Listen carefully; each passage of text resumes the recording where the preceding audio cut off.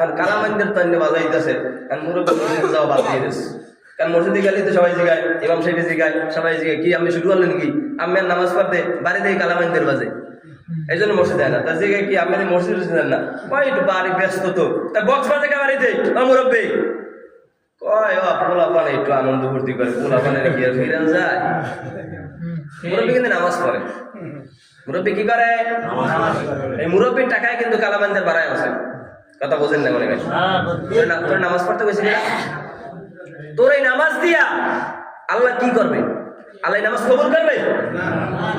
তোমার টাকা দিয়ে ইসলামের বিপক্ষে কাজ চলছে, তোমার টাকা দিয়ে কোরআনের বিপক্ষে কাজ চলছে, আর তুমি এই সেজদা দিবা আর আল্লাহ তোমার সেজদা কবুল করে নেবে?